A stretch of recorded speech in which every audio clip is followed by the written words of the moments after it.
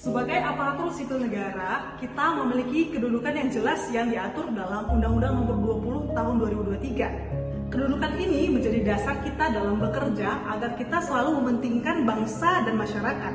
Mari kita pahami kembali kedudukan ASN. ASN terdiri dari PNS dan juga P3K. Semua penting dalam mendukung pelayanan publik di rumah sakit. Setiap ASN memiliki nomor induk pegawai. Sebagai aparatur negara, ASN berfungsi menjalankan roda pemerintahan termasuk mendukung program nasional di bidang kesehatan. Contohnya memberikan edukasi kesehatan di ruang tunggu rumah sakit. Ini ada informasi dari Kemenkes bahwa kita akan dilakukan pengukuran kebugaran bagi pegawai ASN di lingkungan Kemenkes ya. Untuk kita diada Malik di Agustus ini ya. Ayo! ASN wajib melaksanakan kebijakan yang ditetapkan oleh pimpinan instansi. Di rumah sakit vertikal, hal ini berarti kita mengikuti prosedur dan aturan baik dari pimpinan unit maupun dari Kementerian Kesehatan. Dalam melaksanakan tugas, ASN harus netral, bebas dari pengaruh maupun intervensi politik dari pihak manapun. Itulah tadi kedudukan ASN yang wajib kita pahami bersama. Tahukah kamu, seorang dokter yang berstatus sebagai ASN memiliki berbagai hak yang dijamin oleh undang-undang? Hak ASN diatur dalam Pasal 21 Undang-Undang Nomor 20 Tahun 2023. Menerima gaji dan tunjangan sebagai bentuk penghargaan atas kerja keras. Berkesempatan mengikuti pengembangan kompetensi untuk meningkatkan profesionalisme. Mendapatkan hak perlindungan bantuan hukum, asuransi kesehatan, jaminan pensiun, dan hari tua. Mendapatkan hak cuti agar tetap seimbang antara tugas dan kesehatan. Yang dijamin undang-undang, ASN dapat bekerja dengan tenang dan fokus untuk memberikan pelayanan yang prima. Poin berikutnya adalah kewajiban ASN. Berdasarkan Undang-Undang ASN Nomor 20 Tahun 2023, kewajiban ASN adalah setia pada Pancasila, Undang-Undang Dasar 1945, serta menjaga persatuan Negara Kesatuan Republik Indonesia. ASN wajib menaati hukum, menjaga netralitas, serta melaksanakan tugas dengan penuh tanggung jawab dan profesionalitas.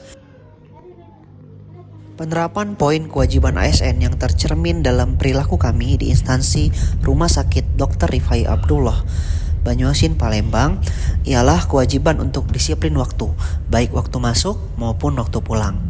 Bagi seorang ASN yang berakhlak, jarak rumah sakit yang jauh bukan menjadi alasan untuk datang terlambat.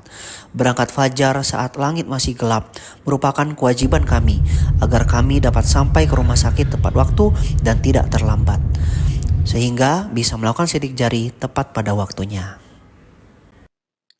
Pegawai ASN memiliki 3 fungsi, yaitu pelaksana kebijakan publik, pelayan publik, serta perekat dan pemersatu bangsa. Sedangkan tugas ASN yaitu melaksanakan kebijakan publik sesuai ketentuan perundang-undangan, memberikan pelayanan publik yang profesional dan berkualitas, dan mempererat persatuan dan kesatuan negara kesatuan Republik Indonesia. Di RSUP Dr. Rifai Abdullah Banyuasin Palembang, ASN berperan baik sebagai pelayanan medis dan non-medis yang terdiri dari tenaga kesehatan, dokter, perawat, tenaga administrasi, dan tenaga pendukung lain yang memberikan pelayanan kesehatan bagi publik secara profesional. ASN juga melakukan pengawasan terhadap pelayanan medis yang disediakan, di mana di RSUP Rifai Abdullah, layanan medis selalu dilakukan pengawasan terhadap standar keamanan pasien, kebersihan prosedur klinis, regulasi kesehatan, dan evaluasi kinerja yang semuanya diatur dalam SOP-nya masing-masing agar peran ASN sebagai pengawas penyelenggaraan tugas umum dan pembangunan nasional dapat terpenuhi sehingga pelayanan oleh ASN di RSUP Rifai Abdullah menjadi profesional, bebas dari intervensi politis, serta bersih dari praktik KKN.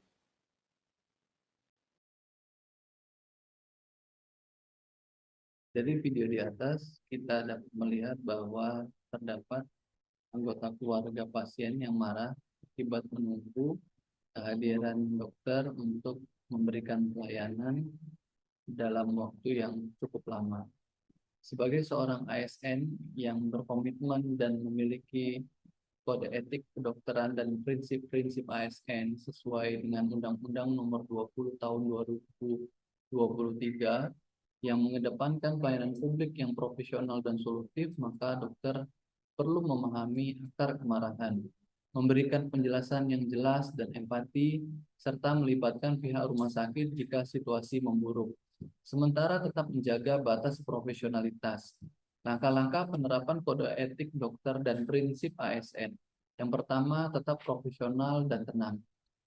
Mengendalikan diri, di mana dokter harus tetap menjaga ketenangan dan tidak terpancing emosi, sesuai dengan prinsip seorang ASN yang bertanggung jawab. Kemudian fokus pada kebutuhan pasien, mengingat kembali kode etik kedokteran bahwa dokter wajib berupaya memenuhi kebutuhan pasien dan keluarganya.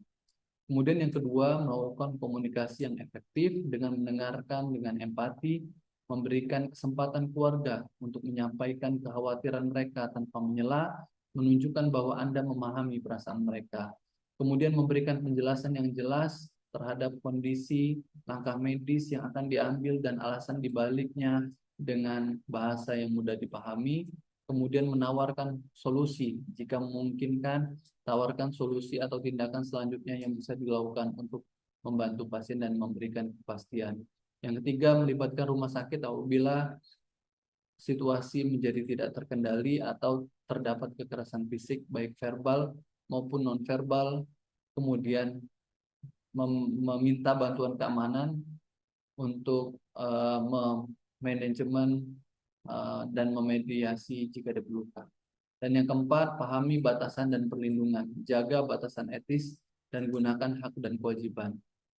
Prinsip ASN yang relevan berdasarkan Undang-Undang Nomor 20 Tahun 2023 bahwa seorang ASN, baik itu tenaga medis maupun non-medis, hendaknya berorientasi pada pelayanan publik. ASN termasuk dokter di rumah sakit pemerintah harus mampu memahami dan memenuhi kebutuhan masyarakat secara aktif, serta memberikan pelayanan yang cepat, tanggap, dan solutif.